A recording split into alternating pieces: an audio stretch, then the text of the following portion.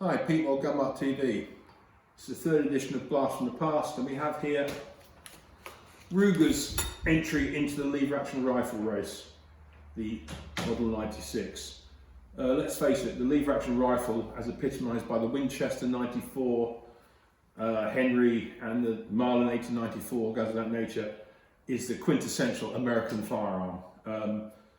They use them chambered in the heavier pistol calibers like 45 Colt and 44 Mag for brush busting pigs, feral pigs, and close range deer. And they seem to be beloved of every American's heart. However, unlike the standard, shall we say, classic built guns, Ruger started from a different direction. They made this gun in 1996, and it looks like, as you can see, a 1022, the only difference being this operating lever. The rifles came in 2.2 long rifle, 2.2 Magnum and 17 HMR, and they use as standard the Ruger box 10-shot rotary magazine. Difference being that you've got 9 rounds in the Magnums and 10 in the standard long rifle. They also made a 44 Magnum gun, which is slightly bigger, with a steel receiver. This is an aluminium receiver, so with 4-round mag, again for hunting. They never made a 3.57 Magnum, which I think would have been quite nice because that would have suited a magazine of a sort of high capacity, maybe 8 rounds, 10 rounds, which has gone down one in the UK after the handgun ban. This is not a standard magazine. This is Ruger's BX15, meaning 15 rounds of the Magnum calibers, so you've got a bit more firepower if you want it. The rifle never really caught on, but it's actually in some ways quite a sweet design. The action is based on the Savage 1899, and if you look carefully when I open the bolt, you see the bolt there, you open the lever and it drops down an 1/8 inch, which pulls it out of a locking engagement. Also, as the action opens, it cocks the hammer very quickly, and where my finger is, you can just see there's a cocked action indicator pin, so you can feel it and also see it, which is useful in a gun that doesn't have an external hammer. Trigger pull is a bit harsh, but it's not what you can do about it because there wasn't a lot of aftermarket stuff made for this gun. Safety catch is a cross bolt, push left to right to safe, reverse for fire, simple as that. Magazine catch and magazine system is again a la 1022. The only difference is, because of the mechanism, when the action is shut, like it is now, the release catch magazine does not operate properly, it's very stiff. So what you have to do, taking the mag out and putting it in, is just break it slightly and then it operates. So what you do, just break it slightly, nag it like that, and it's ready to go. And trying to pull it out, as you can see, the lever tries to move, you pull it out. So it's one of the things that I don't know if Ruger did it and thought it'll be all right, or they just thought, Sonic, we don't care. That puts people off the rifle very much. But I've used this in 17 HMR, and it's a good little rifle for bag of rabbits and things, and good for foxes. This one I picked up, so it's a second-hand gun, it's no longer made. I picked it up from a gamekeeper, and I think I paid about £125 for it, because I collect rimfires. And I like it. It's a bit like an M1 carbine. It's a solid little piece, and though I prefer HMR for longer range rabbiting and things like that, I do like 2.2 Magnum, as it does carry a bit more energy at the muzzle. And out to 100 yards, I found it's good for thumping foxes over, certainly better than the HMR, even though the HMR is more accurate. It has a greater range, but a much lighter bullet. Stock is hardwood that's varnished, sort of oaky type, walnut colour. Adequate, solid, strong.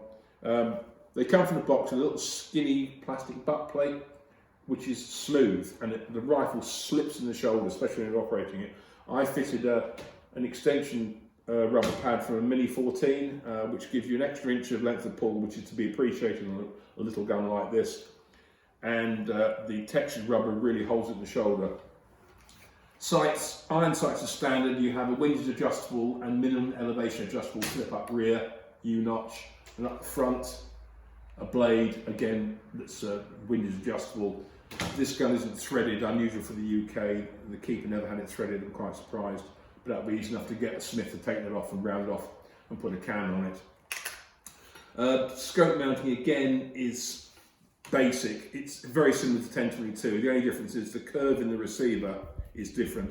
so you have a much shorter 1/2 inch rail. And as I say, I've got a bit of a Heath Robinson setup here. I've got a Sports Match reach forward mount pushed backwards, so I've got more space between the saddle to give a bit more support. But overall, I quite like it. It's handy, it's sweet, it's neat, it feeds very well. So now we're going to have a look at the ammunition before we shoot it. We've got what I call the classic Winchester. It's a 40 grain load, which most of these loads used to be. This is a jacketed soft tip hollow point, going about 1800-ish feet per second. The more modern feel towards this is the lighter, faster bullet. His is the Remington 33 grain AccuTip, which is going out about 2100-ish, and it's a ballistic tip bullet. At the end here we have Hornaday's version, which is a 30 grain VMAX load, very similar. BCs are similar. This cracks on about 2.2 nearly. And then we have something quite unusual, which again in the UK, because the 2.2 Magnum isn't massively popular. This is their Subsonic Load. It's a 45 grain sort of flat bucket nosed hollow point lead, going out about 1,100-ish, 1,050-ish. It offers a bit more energy than a 2.2 long rifle subsonic, but as I said, because the calibre isn't massively popular, I'm not sure if this is ever really going to run. But that's the ammo we're doing. I've already chronographed it, so once we do a little bit of shooting, then we can see what the chronograph says. From my point of view, the loads, this is in terms of a ammo-friendly rifle. This thing shoots an inch about with everything. Okay, not amazing, not as good as a 1/2 inch of my HMR, but an inch is still respectable. And it's one of those guns that you pick. Personally, I quite like the faster stuff because it's good for foxes up to 100 yards. The subsonic, well, kill a fox, but there it is.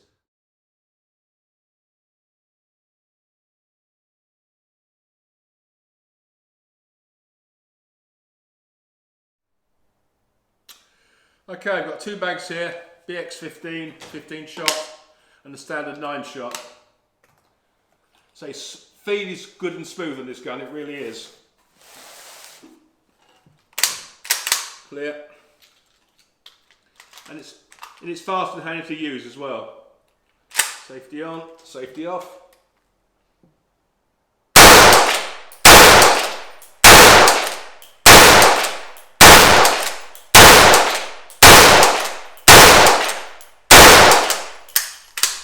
Empty. Clips out. New one in.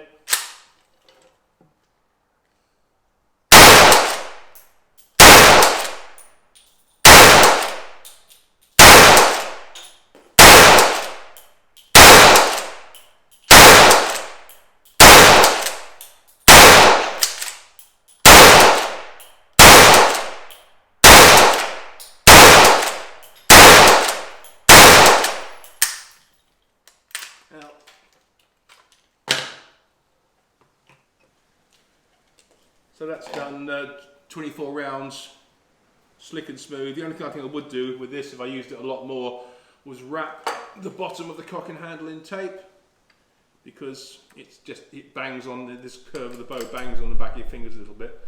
But yeah, okay, they don't make them anymore, they must be around, and if you're looking for a lever action, it's a little bit different, with no problem to get magazines, because these are standard from Ruger today, then take a look and see.